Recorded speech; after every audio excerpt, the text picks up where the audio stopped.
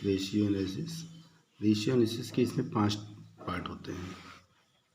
Ratio analysis के 5 part होते हैं, जिसमें से पहला हमारा होगा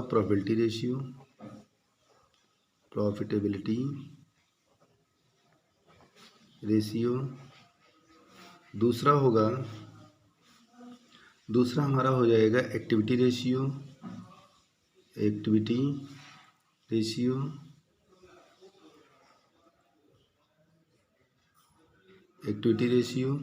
और तीसरा हो जाएगा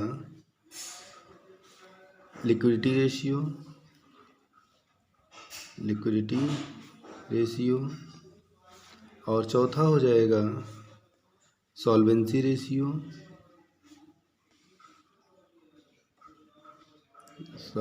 रेशियो।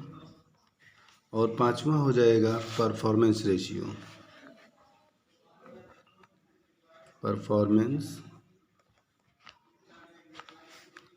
रेशियो। ठीक है, तो ये 5 टाइप के रेशियो होते हैं, जिसके अंदर प्रोबेबिलिटी रेशियो ऑलवेज परसेंटेज में डिनोट किया जाता है। करेंगे। एक्टिविटी रेशियो जो हमारा होगा वो पूर्ण रूप से हमारा इसके अंदर टाइम्स में आएगा। ठीक है, टाइम्स से डिनोट करेंगे। और लिक्विडिटी रेशियो जो होंगे ये हमेशा पूर्ण एब्सोल्यूट रेशियो होंगे। इसको हम एब्सोल्यूट रेशियो भी बोलते हैं। एब्सोल्यूट रेशियो इसका मतलब होता है कि ये अनुपात में दिखाई देंगे, जैसे 2:1, 1:1 इस तरह से। इसके बाद सॉल्वेंसी रेशियो जो होता है इसके अंदर भी परसेंटेज में दिखाए जाते हैं। सॉल्वेंसी रेशियो जो होते हैं इसके अंदर प्रोप्राइटरी रेशियो जो होगा, ठीक है, इसके अंदर प्रोप्राइटरी रेशियो ये तुम्हारा परसेंटेज में आएगा। अदरवाइज सारे जो होते हैं वो परफेक्ट रेशियो में दिखाएंगे। परफेक्ट रेशियो मतलब अनुपात में। इसके बाद जो परफॉर्मेंस रेशियो होता है ये तुम्हारी इफ़िशेंसी के आधार पर तय करता है, यानी इफ़िशेंसी रेशियो इसको हम भी बोल सकते हैं। इफ़िशियंसी रेशियो, इतना समझ में। इस टाइप के 5 ये रेशियो होते हैं। इसके आता है expression of ratio.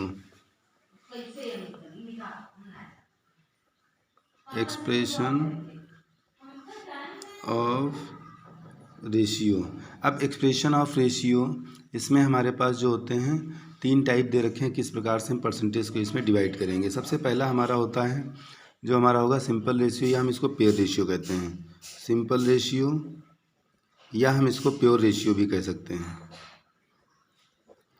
Pure ratio. अब इसके अंदर क्या होता है प्योर रेशियो या सिंपल रेशियो, यहाँ पर क्या होता है कि कोई संख्याओं का हम यहाँ पर प्योर रेशियो में डिवाइड करते हैं। जैसे मान लो कि सपोज करते हैं फॉर एग्जांपल के रूप में हमारे पास करंट एसेट हमारे पास दी हुई है मान लो 2 लाख रुपए की, और करंट लायबिलिटी हमारे पास दी हुई है 1 लाख रुपए की। तो इनका जो रेशियो बनेगा तो हम इसको बोलेंगे current ratio is equal to.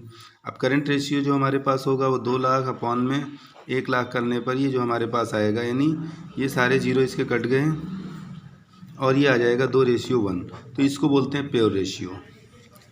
इसके बाद हमारा जो दूसरा पॉइंट आता है, इसका दूसरा पॉइंट हमारा आता है परसेंटेज में यहाँ पर क्या होता है, जितने भी प्रोबेबिलिटी रेशियो होते हैं उनमें क्या होता है, जब हम किसी फार्मूले को लगाते हैं उसके बाद में उसको मल्टीप्लाई करते हैं 100 से। ठीक है, जब किन्हीं 2 संख्याओं को हम 100 से मल्टीप्लाई करते हैं तो उसको हम परसेंटेज के नाम से डिनोट करते हैं। जैसे फॉर एग्जांपल के रूप में लिख लेते हैं, यहाँ पर हमारे पास ग्रॉस प्रॉफिट हमारे पास दिया है 1 लाख, ठीक है, और नेट सेल हमारे पास दे रखी है 5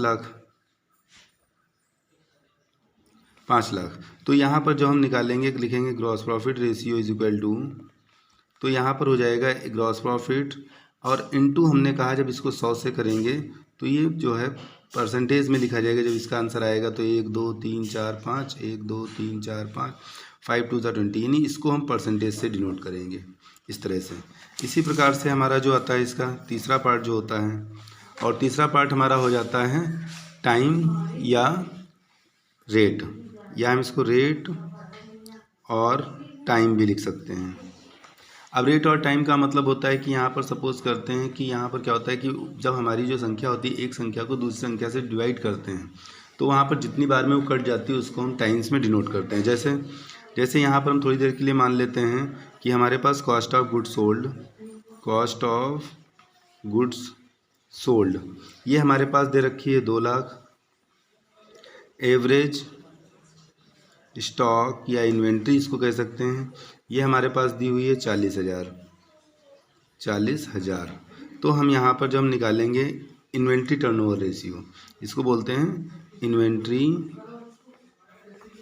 turnover ratio is equal to यहाँ पर हो जाएगा cost of goods sold into, यहाँ पर लगाएंगे नहीं कुछ, अपॉन में लिखेंगे यहाँ पर एवरेज इन्वेंट्री या एवरेज स्टॉक भी कह सकते हैं। तो यहाँ पर हो जाएगा 2 लाख अपॉन में 40,000 डिवाइड करने पर ये आएगा यहाँ पर 5 टाइम में 5 बार में कट जाएगा, ऊपर आया 5 तो यहाँ पर लिखेंगे 5, आगे लिख देंगे टाइम्स, तो ये हो जाएगा टाइम्स में। ठीक है, इस तरह से इसको। अब इसके बाद में पहला पॉइंट हमारा आता है, पहला पॉइंट लिखेंगे हम प्रॉफिटेबिलिटी रेशियो। और प्रोबेबिलिटी रेशियो हमारा जो इसके अंदर होता है वो हम जब इसमें दिखाएंगे तो 2 टाइप से हो सकता है प्रोबेबिलिटी। एक तो होगा जनरल प्रोबेबिलिटी रेशियो, दूसरा होगा ओवरऑल प्रोबेबिलिटी रेशियो। ये 2 टाइप के रेशियो इसके अंदर होते हैं, जनरल रेशियो और प्रोबेबिलिटी रेशियो। तो जनरल रेशियो और ओवरऑल रेशियो, तो जनरल रेशियो के अंतर्गत जितने भी होते हैं हमारे, जैसे gross profit ratio, net profit ratio, ठीक है, ऑपरेटिंग प्रॉफिट रेशियो या ऑपरेटिंग रेशियो,